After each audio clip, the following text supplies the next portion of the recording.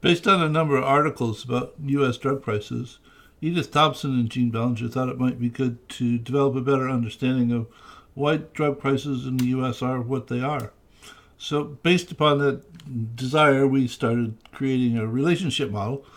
And rather than simply develop a relationship model with hundreds of relationships in it, which we think this one probably does have before it gets done, we decided that we'd like to take it slow and make sure that we really understood the relationships that we developed and continue to synthesize an understanding as opposed to simply create a large network of relations that does little more than give everybody that looks at it a headache. So we started with in the area of We started in the area of the pharmacy benefit managers.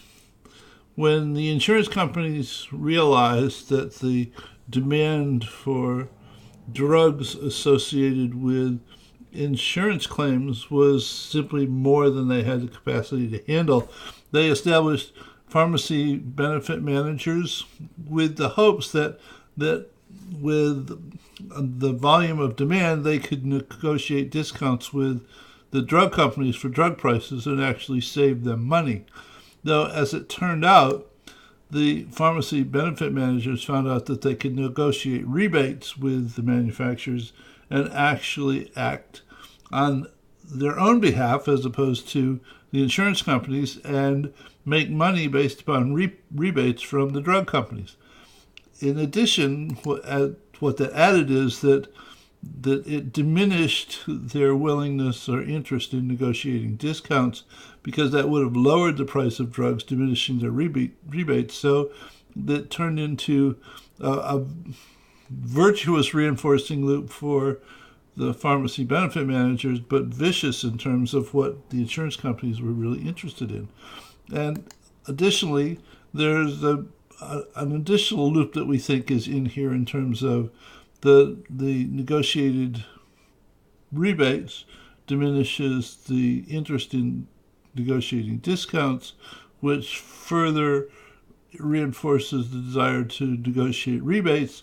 And this is a virtuous reinforcing structure for the pharmacy benefit managers, but not the insurance companies.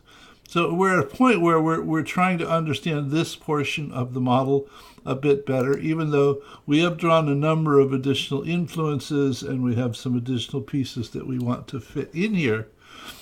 So what we're doing is we're surfacing this at the moment and asking you individuals that are interested to take a look at the relationships and offer thoughts about what makes sense and what doesn't make sense, as opposed to simply looking for lots of other relationships.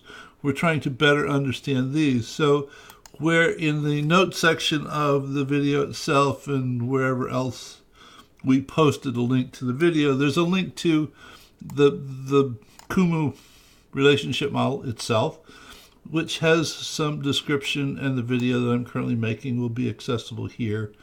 There is a place where people can actually leave questions and we will answer them about the relationships. And we're opening this up so that anyone who wants to can actually log in with a public username and password and make modifications to the environment. And we have some videos here that one could watch to develop a better understanding of how to manipulate things in the Kumu environment. And if you'd like to interact with your own username and password, if you simply send an email or drop us a note in drug prices or drug price updates, we will give you access to the model with your own username.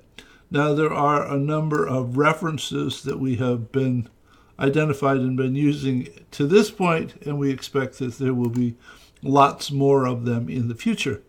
And in the relationship itself, if you mouse over various elements of the relationships, they have descriptions of what we think we understand at this point about the various components to give you a better sense of of the individual relationships. And by the time you actually get here and look at one of them, they've probably changed from what they are at the moment, because we're continually working on this on an ongoing basis.